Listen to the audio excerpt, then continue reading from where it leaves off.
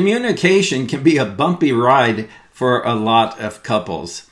They hit potholes along the way and speed bumps, and and a lot of times it end up in the ditch. But there is a way to pave the way for healthy communication in your relationship. And that's what we're looking at in this episode of 4 Habits to Transform Your Marriage. I'm Kerry Decker, your host. We'll be right back.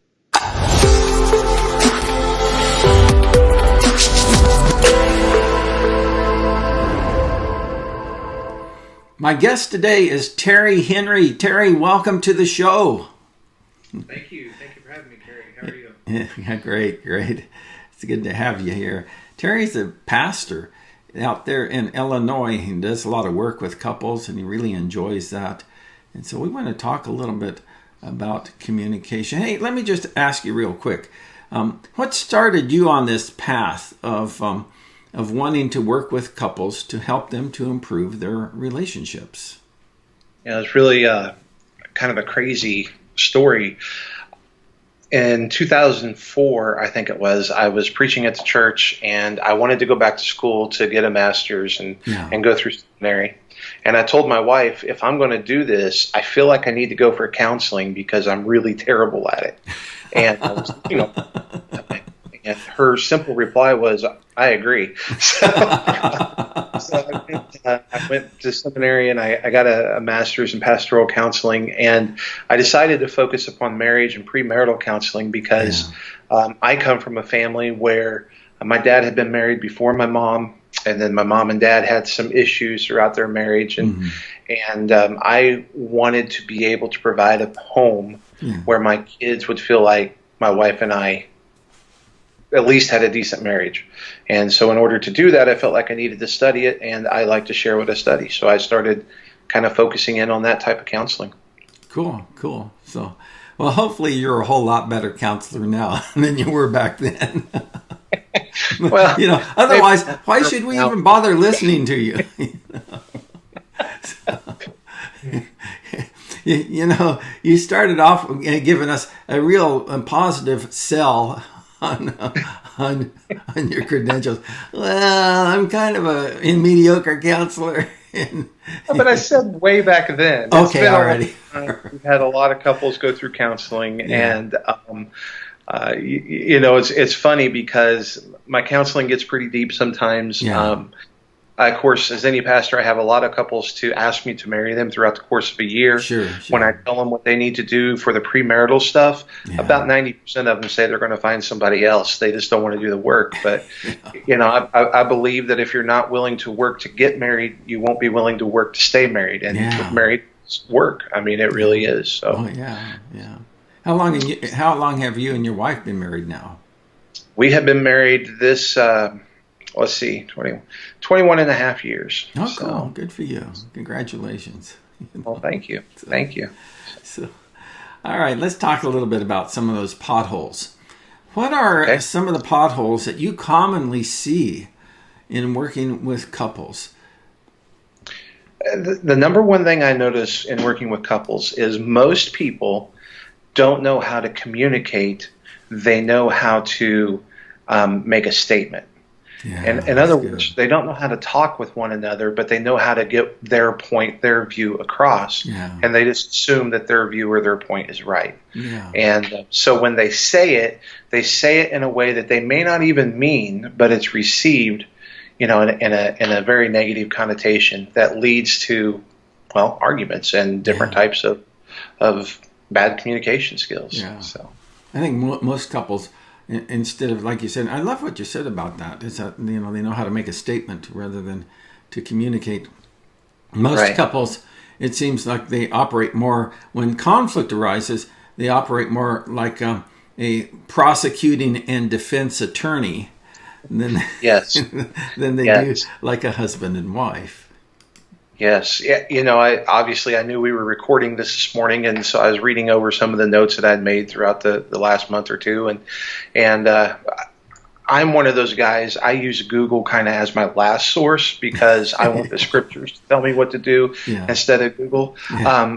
But I Googled this morning, keys to better communication, how to defeat bad communication, these types of things. And the number one thing that kept coming up over and over and over was actually sit down and talk. Yeah. And most couples just don't do that. They give their statement or their paragraph, and then they go on. But communication, in order to avoid trouble, it has to be something that you sit down and work on together and learn how to do together. Yeah, that's great. Here's, and I've said it before, but I'll say it again, is that I'm a great believer in having some catchphrases on how to kind of shoehorn yourself into a communication. And one of the ones that works for me is just simply this: let's see if we can talk about this in a way that we both are going to feel good about the conversation. Right. And that doesn't mean you can't have a conversation about tough issues, but I just want to feel good and not attacked or insulted or demeaned. Not that my wife would do any of that stuff, but maybe this is two of you. But let's see if we can talk about this in a way that we're both going to feel good about. Yeah, absolutely. And that's the key. If a couple understands that the point of communication is to come to an agreement, to come to a bridge instead of, when I have the idea that my reason for talking to you is to win, I'm not communicating, right? But if I have the goal of my reason for talking to you right now, for communicating with you, is I want us to win. Yeah, that's good. Just the whole conversation. And even the hard conversations don't become something that you dread. That they kind of become something that I don't want to say you look forward to them. Nobody likes having tough conversations, but at least you don't go into it defensive. You don't go into it worried. You don't go into it scared. How are they going to react? Yeah. Because two of you have worked together to come out to where together as a husband and wife, that one flesh that the scripture talks about, we together are going to win. Yeah. If I use that win word, that may not even be a great word, but well, it's good enough. It's good. It's good enough for our purposes. Sounds good. Sounds good. No. And a lot of these things are just slogans, but they still contain some good truth in them. And that's just simply this: instead of fighting against each other or with each other, try fighting for your marriage. These little paradigm shifts that go on in our head when we approach communication, and particularly difficult communication, can make a big difference. Absolutely. And not just a difference in the marriage, but the whole family unit. If a husband and wife have kids, the kids see how the husband and wife communicate. Yeah. And if the kids see yelling and fighting and those types of issues going on, the kid is going to be scared to go talk to mom and dad about something that they know is a tough issue. Yeah. But if instead they see mom and dad sitting down, getting face to face and having a conversation instead of an argument, then the kid is more likely to come and say, hey, I have something I need to talk to you about, because they know that the response isn't going to be harsh words, isn't going to be raised voices, but instead it's going to be a conversation. And so it's so important to learn this technique of dialogue, because it affects not just the marriage, which is important, but it affects the whole family. Oh yeah, you're absolutely right. When I'm thinking about what you're saying, is that maybe it would be helpful for us as parents to remember that I'm not raising a child. What I'm doing is I'm raising a husband, or I'm raising a wife. Oftentimes that's the case. Our kids don't always get married, but they're going to grow up one of these days, and what's going to happen is that, and where do you learn how to be a husband and wife, really? I mean, the very first school you attend on that is your family of origin. Right. And here's something that I often say to the men, especially, is it's kind of statistically proven that daughters end up marrying men who are just like their fathers. Wow. Now, my daughter is 17, and she's had this boyfriend for a year and a half. And he's a real jerk. No. Right. I just had to jump in there. I'm sorry. Oh, okay. Well, Yeah. my wife every now and again will point out attributes of him that are just like me. Yeah. Well, now I got to sit there and ask, do I want her to marry those attributes? So the same thing is true with our communication. If we know that they're probably going to marry somebody like us, do we want them to marry somebody who communicates like us? And if not, then we need to work on those communication skills. So, it goes into all aspects. Yeah, really. So, what are some problems that end up in our relationship when we just kind of habitually fall into these same potholes in our communication? Yeah, well, Psychology Today uses the 3 F's, and I like it. They say that you're either going to fight, you're going to flight, or you're going to freeze. Mm-hmm. And if you think about those 3 words in relationship to the marriage, that's true. It's interesting, whenever you say that you're a marriage counselor, nobody ever comes to you for counseling when everything's going great, right? Yeah. They always come to you when things are in trouble and they want you to fix it. Well, the problem is there is a stream of couples who are waiting to come into the doors for that counseling because they want something that's fixed, because all they know to do is fight. Yeah. And whenever we communicate poorly, that's what we're doing. We're causing a fight. If we are constantly using the you negatives, like you always, you don't, you never, and that's our way of communicating. Well, those are fighting words, and that's how most people know to communicate. And so the first thing you get are the fights, and those fights, they're ugly and they affect the whole family. Going back to the kids, they see that and they know what's going on. Yeah. The second, aspect of that is the flight. And of course, we live in a country that's riddled with divorce. And if you look at the reason for divorce over and over and over again, it's those 2 words, irreconcilable differences. Yeah. In other words, we fought all the time and we're tired of fighting. Mm-hmm. And so now we're just going to let it go. We're going to leave. And that has all kinds of ramifications, not just for the couple, but for the family. Even the extended family gets hurt in that. And then, of course, the third one is freeze up, and that's never good either. That's when, maybe the husband is married to a woman who screams all the time or hollers, and so he just decides that he doesn't want to talk to her anymore, or vice versa. And they just carry those emotions on the inside. Now, instead of having a marriage, we have a roommate. We may even sleep in the same bed, but it's definitely not a marriage because one is just frozen out of that position. So. Yeah. He retreats to his man cave. Yeah, well, absolutely. Retreats to a man cave or to a video game or to a book or to, volunteering somewhere so they don't ever have to be home. Or there's all different types of way of freezing up. One is just not talking, but the other is purposefully trying to never be there. Working a lot of extra hours that you don't need to work, or whatever the case is, just to avoid the confrontations. So. Sure. So let's shift gears here for a moment, because we talked a little bit about the potholes in communications and how they create problems in our relationships. What's the path forward to kind of pave that way to healthy communication in a relationship? What are some tips that you would pass along to couples? Okay. Tips that I oftentimes pass along to couples, they kind of vary and scatter all over the place. But number 1, never text important information. That's good. Make the phone call instead of the text. And people say, well, they work and they can't answer the phone, but they can read a text. Yes, but text can be read in 100 different ways. Same with email, Same thing with an email. Yeah. If you're married, give each other the I can't think of the word I'm looking for, but give each other the courtesy. How about that word? That's the word I'm looking for, actually.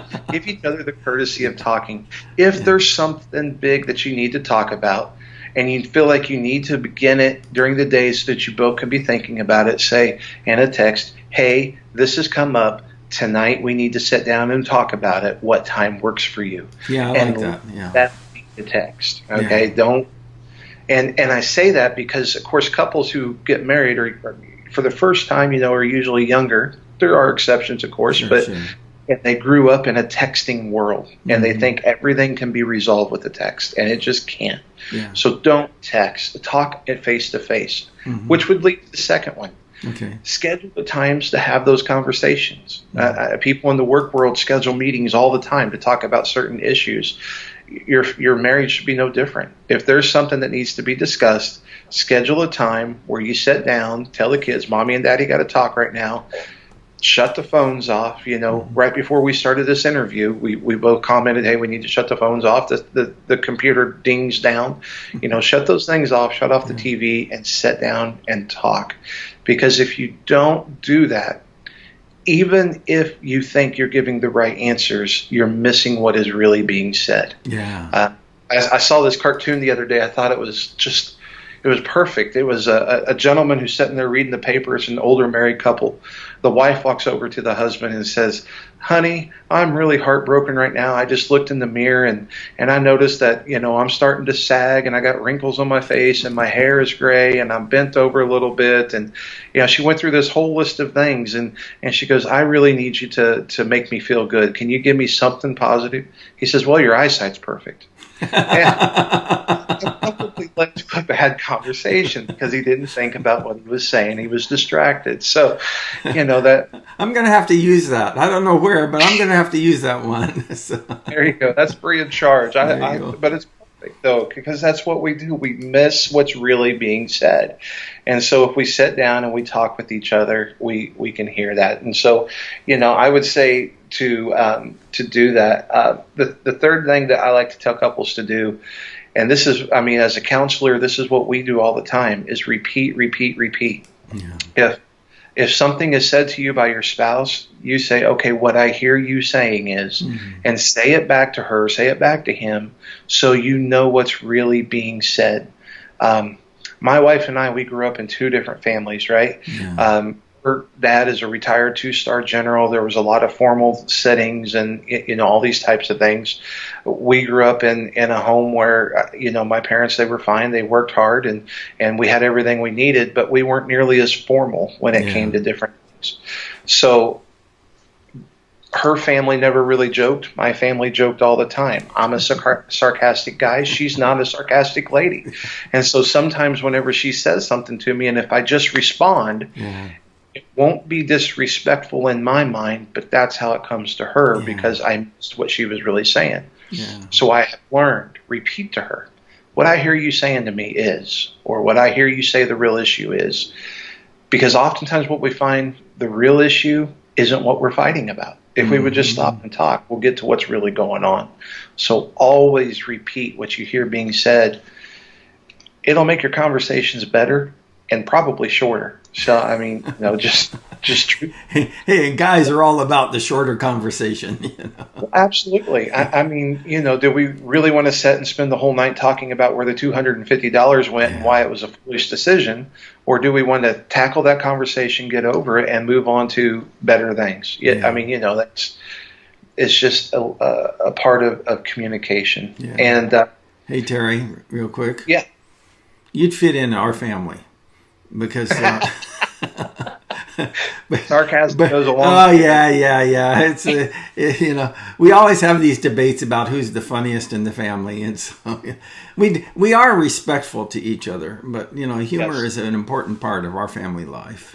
Yes. So. Yeah. Well, unfortunately for my wife, all three of my kids got my sarcastic streak, and I've got 2 teenagers and one who's almost. And so it gets really sarcastic around here sometimes. And so we try as a family as many nights as possible during the week to sit down at the table and eat a meal together and talk, which, by the way, that would be another tip. Sit down at the table and eat your dinner together and talk. Don't watch TV while you eat. But a lot of times my wife, she'll say, okay, before we begin, can we all just go around the table and say one thing that we like about each other without being sarcastic? Which then afterwards, sometimes I got to go to her and I say, "Hey, I heard what you asked at supper. Are we going too far?" Because Yeah. sometimes those requests lead to deeper conversations. But yeah. Okay. So, Well, Penny, what are some other tips that you'd like to pass on for us? sometimes, depending on what the issue is, it's good to write out what we want to say before we get to the conversation and then edit it. Because sometimes in the heat of a moment, we'll say something that we don't even necessarily believe ourselves, but it just comes out, right? And Yeah. so if the situation is one that makes us angry, maybe send that text saying, "Hey, we need to sit down tonight at 7 and talk." But before 7 o'clock, you write out what you want to say, Hmm. and then wait about 5, 10, 15 minutes, come back, read it again, Yeah. and see if that's still how you feel. Yeah. Sometimes we get that initial burst out of us, and we go back and we re-examine. We think, "Oh, like, that maybe was a little harsh," or Yeah. it wasn't really that big of a deal, I guess. And it helps to think those things through. If Sure. if you were going to address an issue with a coworker, you would in your mind go over what you're going to say Hmm. before you ever said it to them.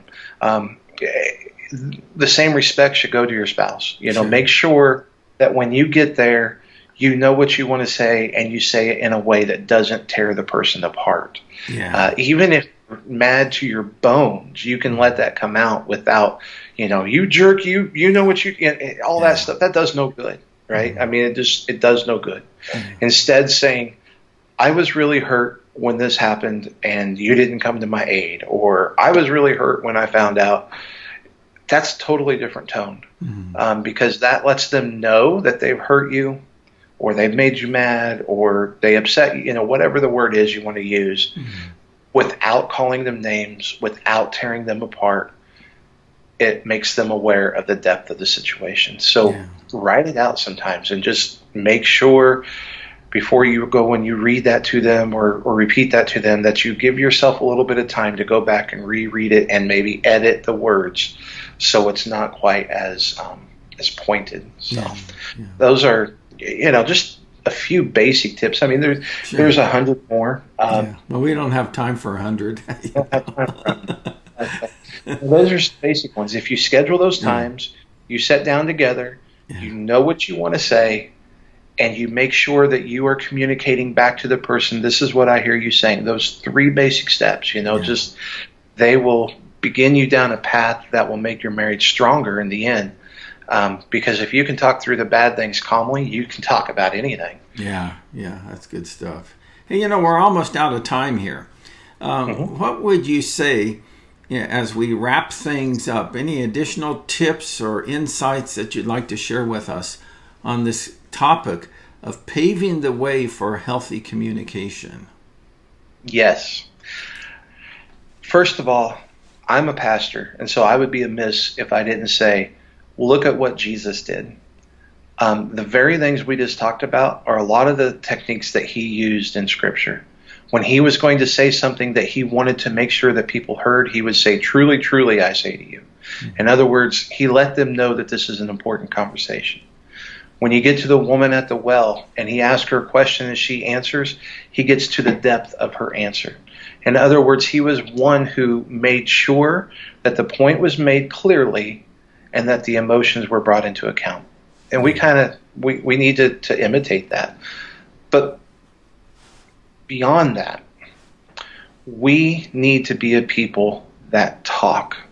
Our society does not know how to talk. In fact, I was talking with a person the other day. He's 32, and he had a phone call come while I was talking to him, and he hit decline. And it came again, and he hit decline. I said, "If you need to answer that, feel free." He goes, "No, this person needs to learn how to text like the rest of the world does. That's how you communicate now." That scares me Yeah. because it's Yeah. really true. Yeah. And that is a surefire way to ruin a marriage Oh, is to yeah. not communicate. So, Yeah. practice these things. Yes, the first time you say, "So what I hear you saying is," it's going to drive you nuts and you're going to Mhm. feel really awkward. But then when it becomes part of your vocabulary and you understand what's going on, the marriage just gets tighter and tighter and tighter and tighter. Right. Yeah. Yeah. and it affects every aspect. If the emotional marriage is there, the physical marriage will be there. Yeah. If the physical Yeah. marriage is there, the longevity of the marriage will be there. Mm-hmm. It all ties together. So learn how to communicate. Yeah. Take those steps and take the time to practice it. Great. Hey, that's great stuff. Thank you so much for being with us today, Terry. I really appreciate you and your insights along these lines. It's been my honor. So. Cool, cool. You know, we have plenty of great content here on 4 Habits to Transform Your Marriage, and I would encourage you to not only check out the shows that we offer, but also come back to them from time to time, because you know this whole thing about marriage is not, you know, you hear one talk once and then you got it all figured out. And so it's really a matter of practicing. And so I appreciate Terry, and I appreciate the other speakers that have joined us for 4 Habits to Transform Your Marriage, and I appreciate you for being with us too. That's it for now. I'm Kerry Decker. I'll see you next time.